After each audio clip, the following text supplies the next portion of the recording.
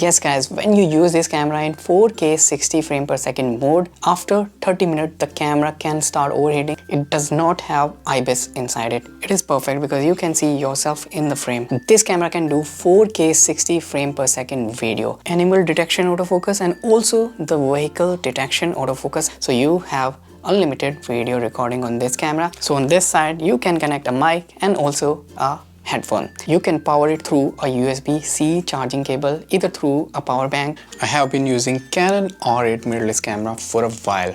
So finally my verdict and review on this camera is out. In this video we're gonna discuss the technical specification of this camera, image quality, video quality, autofocus, and all the pros and cons of this camera. If you are new to my channel, consider subscribing it, and before continuing in the video, please press a like. This camera was announced in February 2023, so it's almost 1 year old, and this is the lightest full frame camera from Canon till date. Prior to this camera, Canon EOS RP was the lightest and smallest full frame camera from Canon. But if I compare Canon EOS RP and this camera has much more features compared to that one.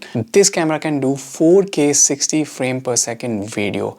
It is a beast when it comes to the video because it has all the features that you need for a perfect video camera. If you have a YouTube channel, if you want to do cinematic videos or cinematic videos for wedding, this is gonna be the best camera that you can get in the market right now. That too at a very affordable price because you have a flip out screen. So if you want to do a YouTube channel, if you want to do vlogging, so it is perfect because you can see yourself in the frame. It has a great autofocus, so if you are sitting in front of the camera, it will track your face very easily. Beside the eye autofocus, this also have animal detection autofocus and also the vehicle detection autofocus. And trust me, the autofocus in this camera is much better than Nikon and Sony competitors. In this video, we're gonna test the autofocus of Canon R8. It has a really nice face tracking. Let's see how it performs in this video. So you can see this guy is coming towards me and he is in focus. Now it has grabbed the focus. So if I point somewhere else, so focus will shift over there. But as soon as I go back here, the subject is in focus again. Let's see. Subject is still in focus.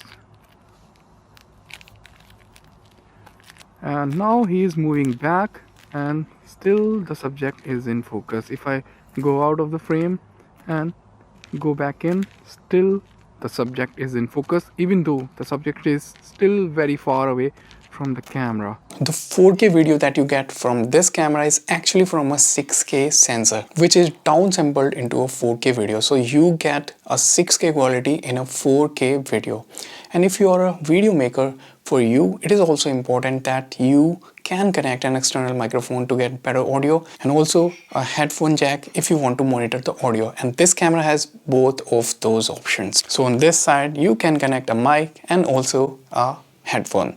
This camera can also do unlimited video recording, so there is no video record limit like we had in Canon EOS RP. So you have unlimited video recording on this camera, and if you have powered this camera through USB-C cable, then the battery will not die. You can continuously record video. And one more important thing in the 4K video is that when you do 4K 60 frame per second video, there is no cropping, so that is really great. This makes this one of the best camera for content creators in the market because this is a full frame camera, so obviously you're gonna get better low light performance and also more background blur and more shallow depth of field. Now let's talk about the photo capability of this camera. So this camera have a full frame sensor of 24 megapixel and it's a CMOS sensor. Dynamic range of this camera is awesome. It's 14.5 EV. So if you are a landscape photographer, then this is a perfect camera for you because you can also do focus stacking,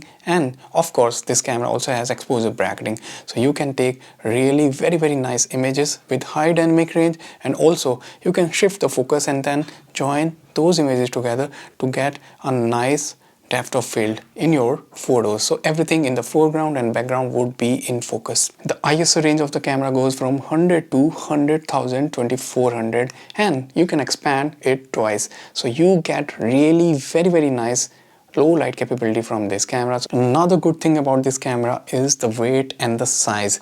This is a very lightweight camera. The weight of the camera is 460 grams. So if you want a camera that is very portable, lightweight to carry, if you are into traveling, travel photography, street photography, then this can be a great camera for you. You don't have to mess around with heavy duty cameras and heavy lenses.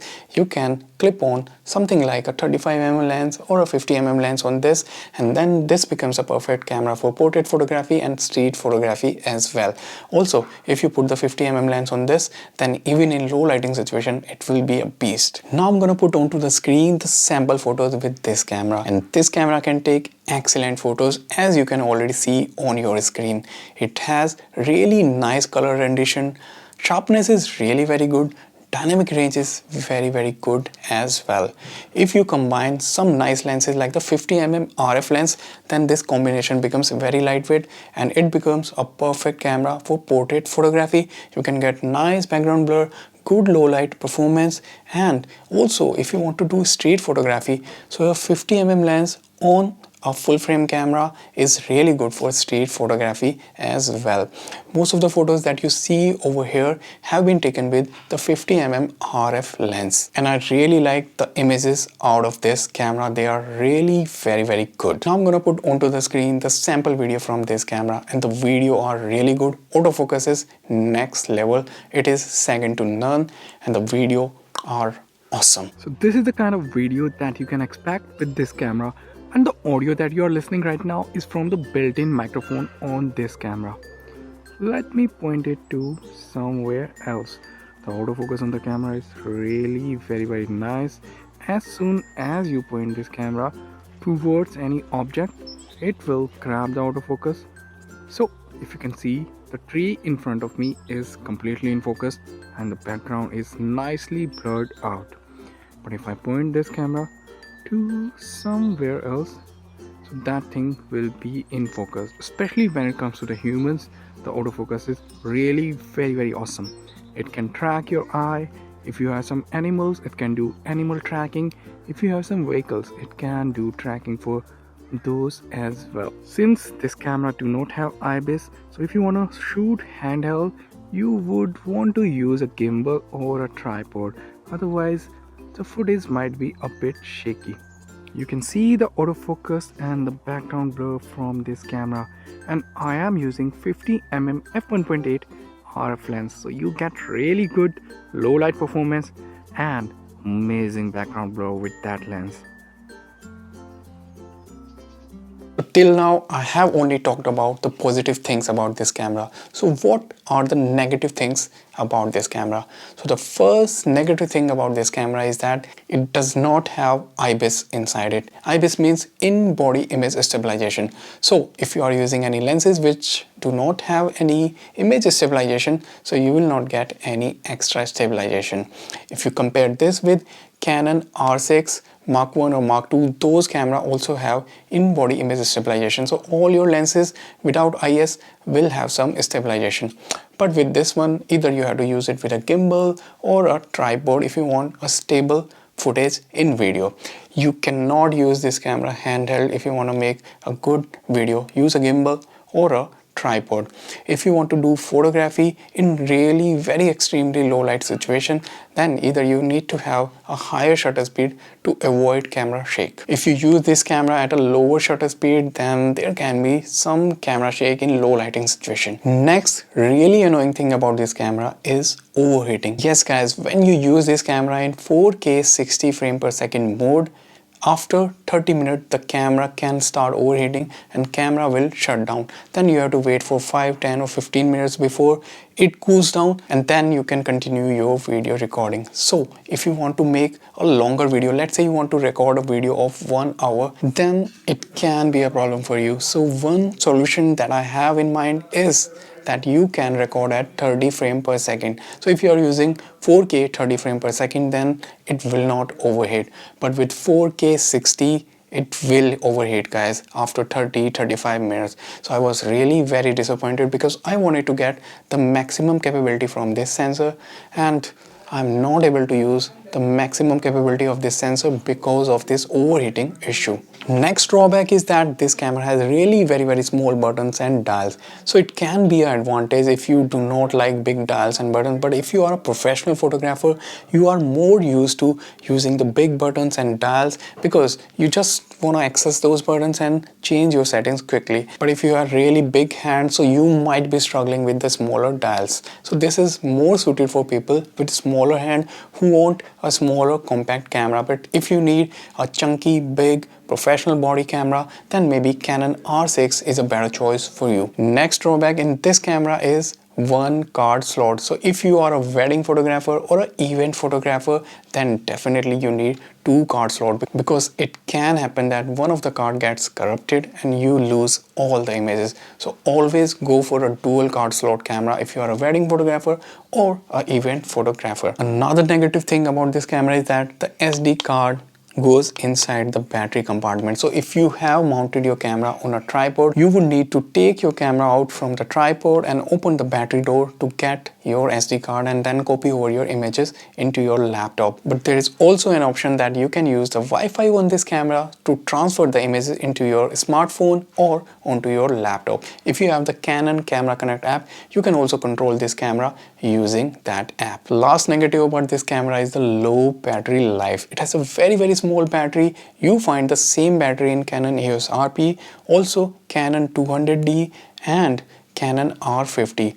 So the battery life is really very poor. So if you need more battery power, then maybe you can buy an extra battery, or you can use a power bank to continuously power this camera, because this is one of the best thing about this camera. You can power it through a USB-C charging cable, either through a power bank or any mobile or laptop charger. Let's talk about the price of this camera. So you can get the body of this camera for $1,300, which is really a good price for the kind of features that you are getting with this camera. So the only features that you are missing is the IBIS, double card slot and poor battery. On the other side, the kind of features that you are getting in this camera is really awesome and value for money for $1,300. So who should buy this camera? If you are a content creator, if you have a YouTube channel and you want to make nice 4K videos, but with the price point at $1,300, you cannot go wrong